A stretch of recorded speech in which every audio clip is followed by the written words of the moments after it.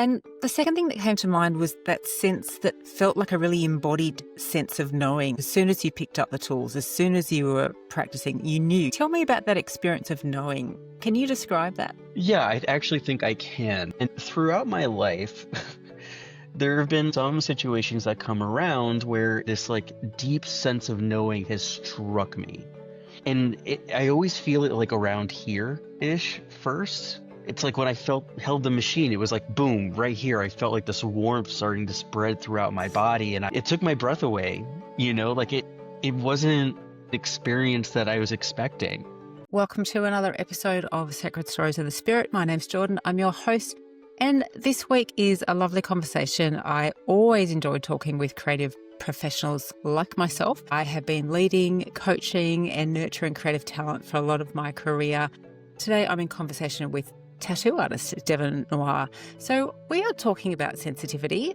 A lot of creative practitioners need to come to terms with having a heightened level of sensitivity and learning how to navigate that in the world of work, in our careers, and just in life generally. So Devin's got some great stories about how he's been able to do that in his own life. We are also talking about how we can develop an embodied sense of knowing, how a physical sense of knowing is something that's helped us in our career and our professional callings as well. We talk about the power of crystals. We explore the law of assumption in manifesting our desires. And Devin shares some really beautiful reflections on his journey to gaining a sense of self-worth and the life lessons that he's learnt from his career in tattooing. So I hope you enjoy the episode. Let's jump in.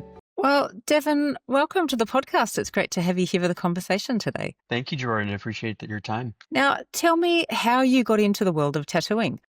I don't really feel like I kind of made my way there on my own. It really feels like I was pulled into tattooing, or tattooing chose me. I was getting a tattoo on my chest in my apartment almost 10 years ago. And my friend Jason was tattooing me and I was squirming. I was just not having a good time at all. I was kicking, I was screaming, I was cursing at him, and he just starts laughing. And I'm like, Jason, you're making this worse. Why are you laughing? And he looks up and goes, you should become a tattoo artist. And I was like, Jason, stop. No, it's never going to happen. And he was like, trust me, you should be a tattoo artist. And so the next day I was Googling something, and I found an ad for a tattoo school, and it said, come try our workshop, try us out, come through, hear what we do, and just see if it's a good fit. And I went to it. And the entire time beforehand, I could not have been more hesitant about it. But the second I picked up a machine and I pressed on the foot pedal and I ran the machine in my hand, it was hook, line, and sinker. It was just, that was it. Amazing. It was like my hand size makes sense. I make sense now. It all fell into one perfect pot of stew, I guess you can call it. It's really interesting. So a couple of things were coming to mind there. So the first thing that came to mind is that many years ago, I had a really deep hypnosis session. And when under hypnosis, I couldn't stop laughing. And just triggered that memory when you said your friend, when he was tattooing you, was laughing. Was he intuiting something at the time? Well, Jason, to preface, Jason passed away a few years ago, unfortunately. Sorry to hear that. But to simply put it, it always felt like he was connected to something more. He was ethereal in nature. He would just say something and it would be as if lightning was striking me. And so his words and his wisdom were always so powerful to experience. And to be honest, I haven't really thought about the wisdom of him being kind of seeing something in me that I didn't know was there. I never really thought about it too much before, because it feels as if tattooing was sent to me from, whatever you want to call it, whether it's, I like HP for higher power, but God, the universe, spirit, whatever it is. It really feels like HP just was here you go. Yeah. This is what you've been looking for. Yeah. And the second thing that came to mind was that sense that felt like a really embodied sense of knowing. As soon as you picked up the tools, as soon as you were practicing, you knew. Tell me about that experience of knowing. Can you describe that? Yeah, I actually think I can. So to preface, we're going to go back in time a little bit. We're going to go back to childhood. I, as a child, never felt like I fit in anywhere. Not for lack of trying, not for the lack of trying from my parents. They really took a lot of efforts to try to introduce me to other kids and help me make friends. But I still ended up feeling very isolated. And in that isolated place, I was able to like create almost like a place in my mind for me to go to escape. And so throughout my life, there have been some situations that come around where this like deep sense of knowing has struck me. And I always feel it like around here ish first. Like when the thought comes in, it's like when I held the machine, it was like boom, right here. I felt like this warmth starting to spread throughout my body, and I was Lovely. like, it took my breath away, like it wasn't experience that I was expecting. I thought I was gonna pick up the machine, tattoo the grapefruit, and Yeah. be like, oh, like this was cool, this was fun, it was kitschy, great times. But no, I picked up the machine and I couldn't stop. It was stencil after stencil after stencil, and eventually it was just trying to draw with this machine on a grapefruit. And I still Wow. have the grapefruit. It's completely mummified now. Yeah. I can't part with it. It's Amazing. completely mummified though now. I see it all the time because I put it in a spot where it's not like directly in my line of sight, but like walking around my apartment, I see it. And it reminds me of that moment where it was Yeah. like, okay, clearly, HP spoke through Jason to get me to go to this workshop to pick up this machine. So I go, everything makes sense. For the first time in my life, I feel like I belong. Even if I didn't fit in with that group of people that I was in that location, I still felt like I belonged in tattooing more Yes. than anything else. Yeah.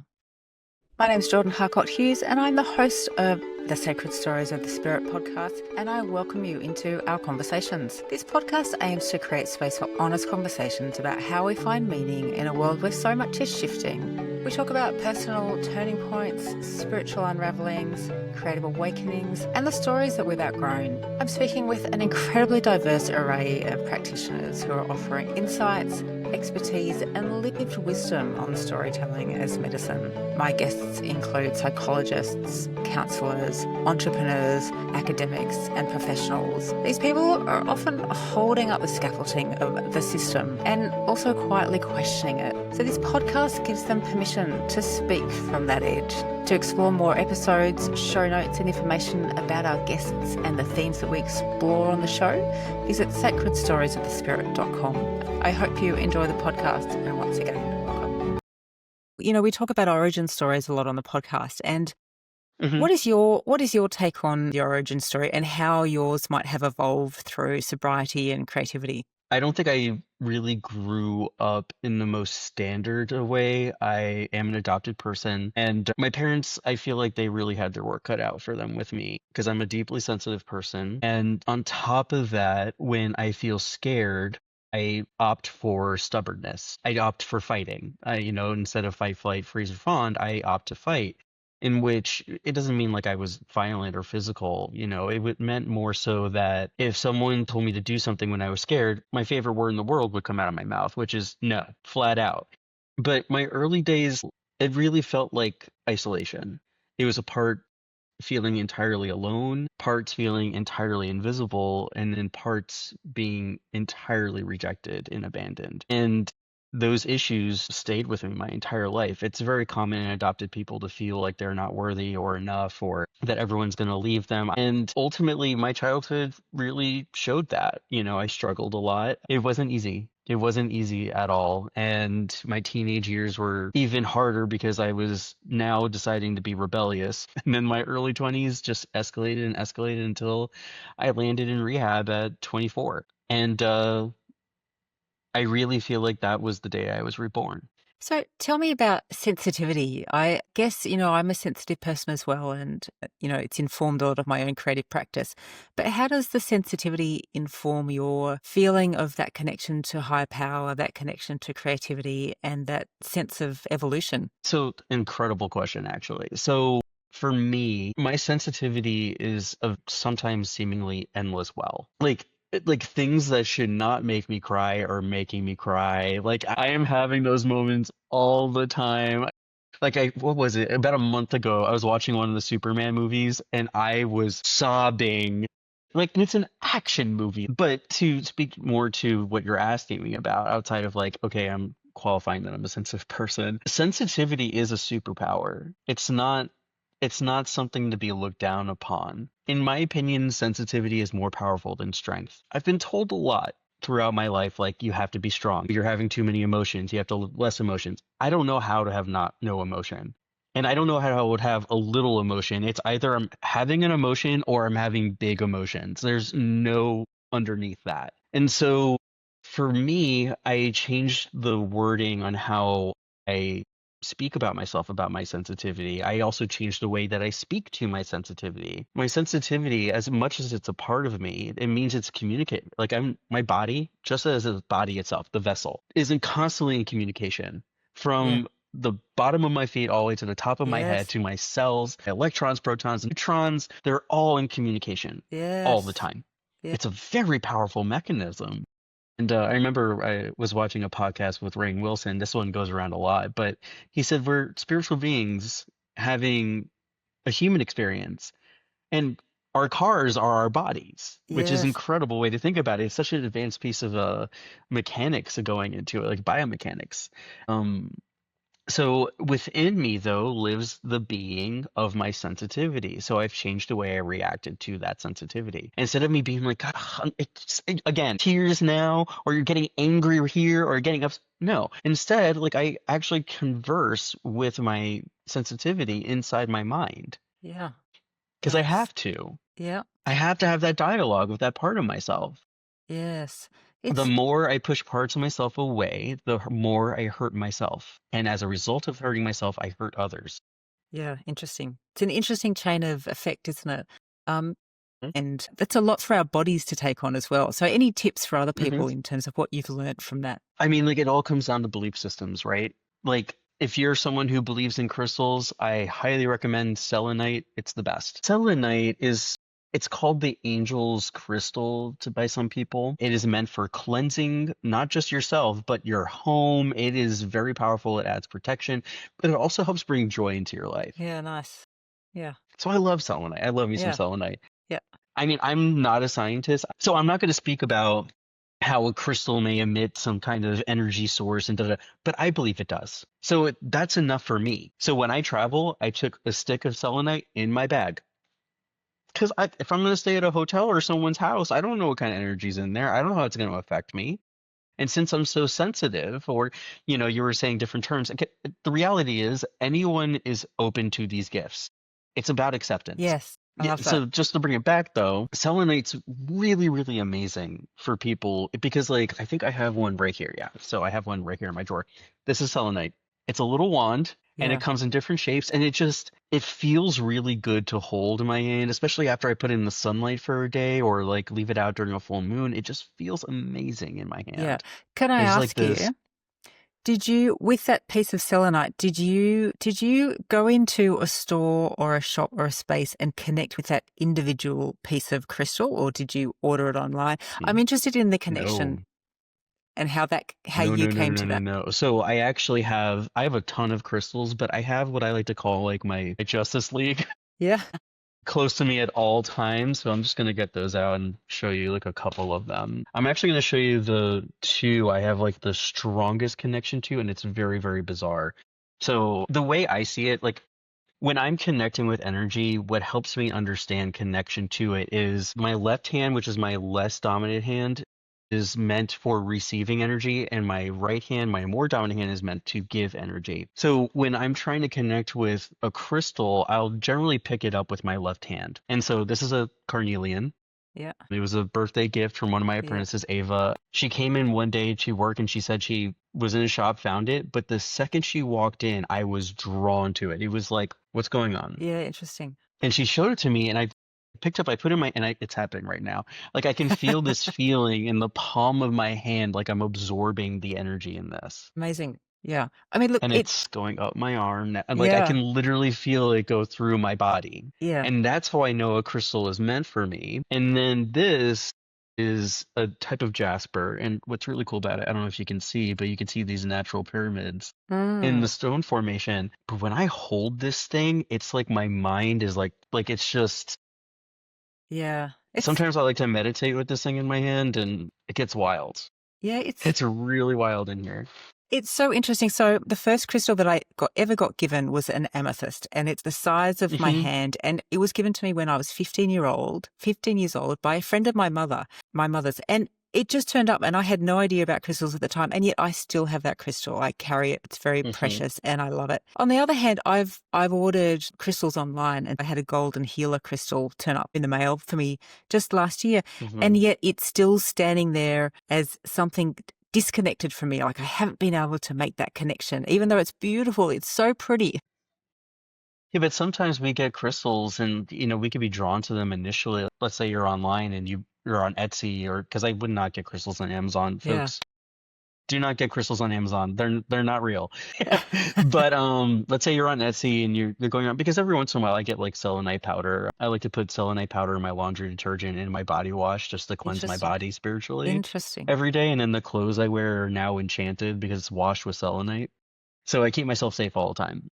Just little tips and tricks that you can do. Yes. So the seller, the only reason why I bought my powdered selenite from this seller is because when I asked him where he sourced it from, he said, "Oh, well, I source it from when I am doing selenite carvings." And then I looked at his shop and he had like plates and different, and I was like, "Okay, you're the real deal.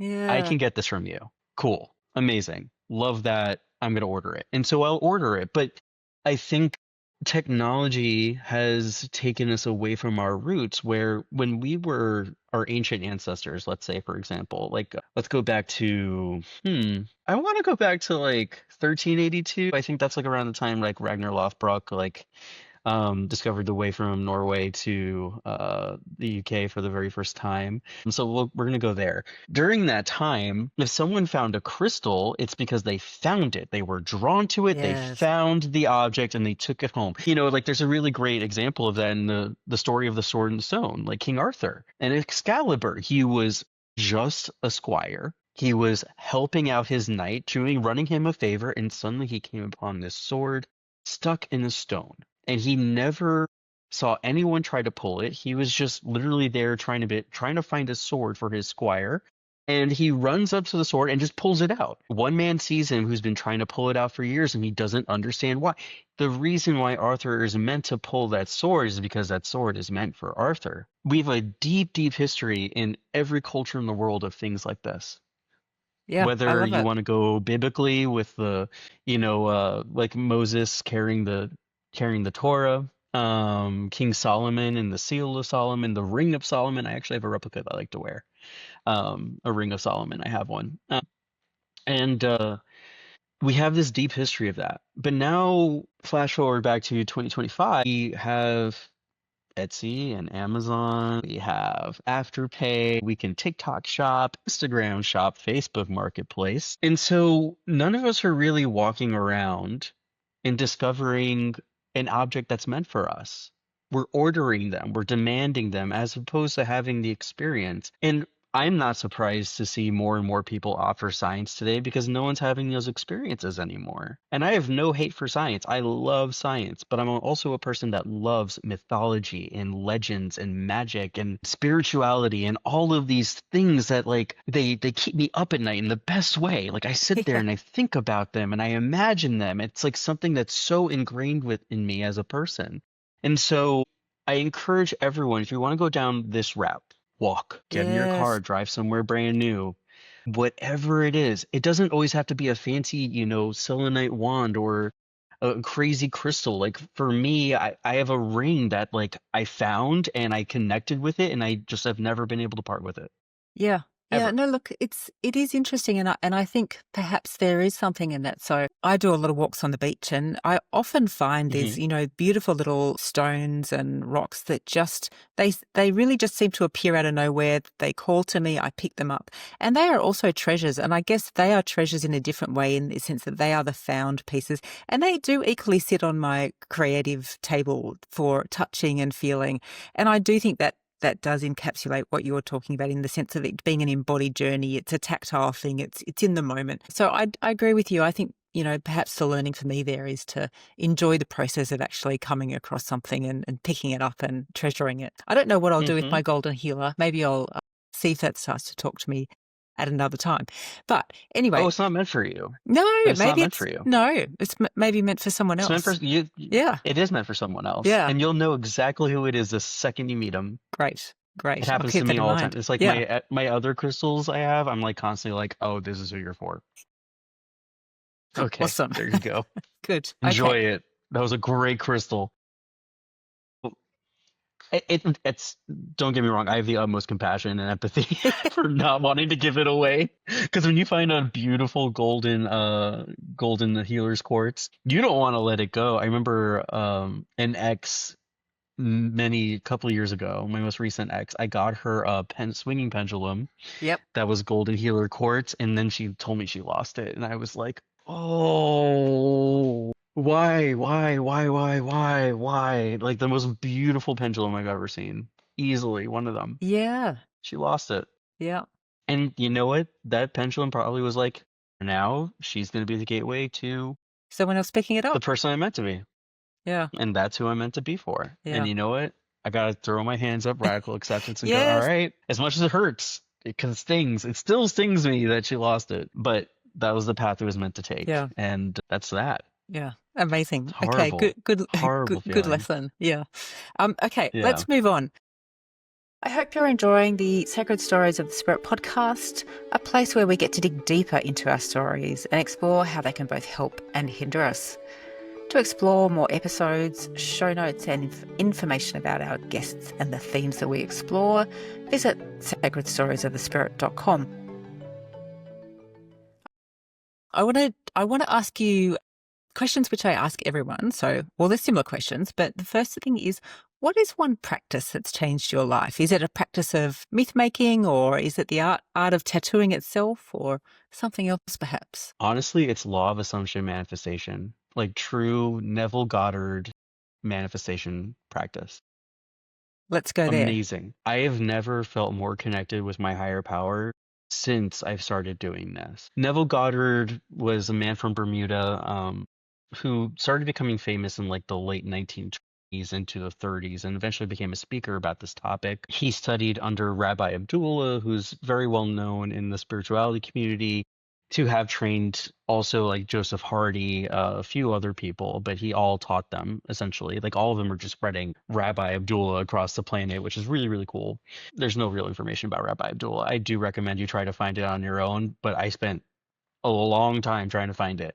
Um, Law of assumption manifestation, in my opinion, is the proof that science and spirituality can meet in one place and have a place to hold. It's really beautiful. So, Really what is beautiful. it? What is the law of assumption? To break it down simply, the law of assumption states whatever you assume shall manifest. That is the basics of it. It's not like do this technique and you get everything you want in 20 minutes. It's not write this letter and sleep under your pillow overnight and you get this thing. It's not that.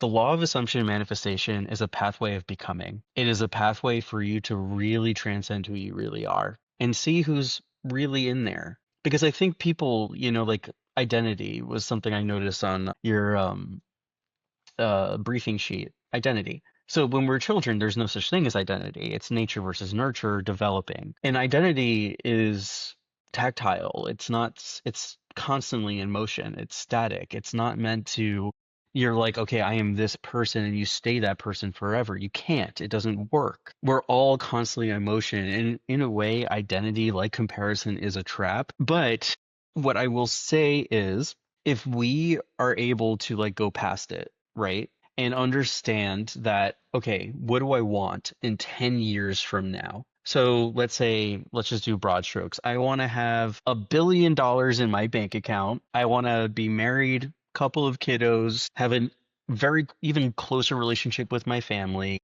I've gained a few friends. The friends I currently have, we're just deeper relationships. Everything is good, copacetic. I'm not going to mention a place to live, but I would hmm, let's say my home where my family lives is like on a lake. Let's say it's a lake house. What car am I driving? Let's say I've always wanted a Jeep. So let's say I have a Jeep. Maybe we got a dog. I also have a cat currently, so I can, hopefully the cat's still around. He doesn't understand, so he's fine. Anyway, but let's say both of them are there. He's the old cat, just kind of chilling out, my Nero, and then we have our dog. But that's all great and all. But now I have to think about, how do I dress 10 years from now? What music do I listen to? What podcasts do I listen to? What books do I read? How do I approach things? Because currently I'm not a parent. So like I can't even fathom how to make decisions toward raising of a child, but that version of me would be able to make those kinds of decisions and think like that. So clearly he's going to think differently than me. So how does his thought process go? Okay, so he thinks like, so if this kind of thing happens, so if I would opt for this, he would probably opt for that. Interesting. So if I come across this kind of situation, instead of opting for this, I'm going to opt for that. And slowly, because you're making decisions as if you're that person already, Yes. so thus that life manifests. Yes, very nice. And Great. it's complicated and simple Yeah, and painful all at the same time. all of those things. Yeah, I love it. Thank you. So law of assumption manifestation, incredible. Okay, perfect. Can talk All about right. it for years. Yeah.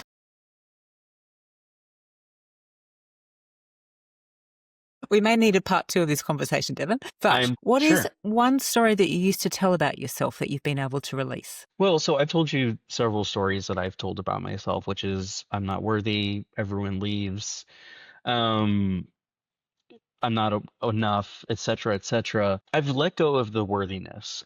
I've now understand that I'm worth a lot. I'm worth a lot.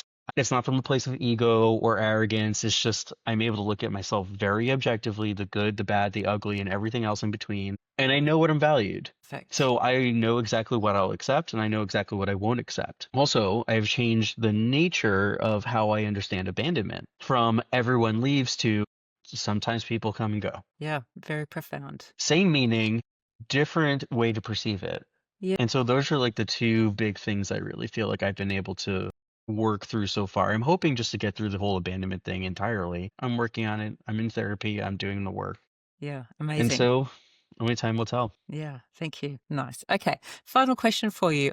What's the most surprising lesson that tattooing has taught you about yourself? It's interesting. So it's a similar lesson to one I learned when I was working in addiction and alcoholism, which in there was you can't save everyone. In tattooing, it's turned into you can't please everyone. It's impossible to make everyone happy. Yeah. Like literally. Sometimes I get people hit me up for a tattoo and they describe what they're doing, and I am more than happy to tell them and be honest and be like, hey, I am not the right person for this. Right. I'm sorry, I can recommend you 3 or 4 other tattooers who I think would do this beautifully, but I am not the right person. And sometimes I get pushback because the person wants me to do it. And I'm like, yeah, but this person does that style, so you should go to that person. Yeah. Nice. I'm happy to take your money, but I think you're going to be a lot happier with this person. And so I'm happier to, and actually more confident to be like, no, a skill that I've developed since I was a child that I felt like was a negative for the majority of my life. Now I see it as a positive. Well done. My ability to say no is very, very powerful. Yeah, brilliant. And that also means someone else's no is just as powerful to me. Yeah, great. Well, thank you, Devin. We're going to have to wrap up now, but I've so loved this conversation. So thank you. Mm-hmm. Now, where can people find you? You can find me on Instagram at Devil May Cry Tattoo. Perfect. Okay, great. Thank you, Devin. Thank you so much, Jordan. I really appreciate your time. Well, I hope you enjoyed my conversation with Devin today. And I hope you'll join me for our next episode next week. And our conversation will be about the transformative power of storytelling with Rachel S. Heslin. She has over 40 years in exploring identity and experience. And Rachel reveals how we can reframe our stories to unlock new potentials and possibilities. So tune in for an inspiring conversation that challenges us to rethink who we are and who we can become. So in the meantime, take good care of yourself, and we'll see you again soon for another great chat.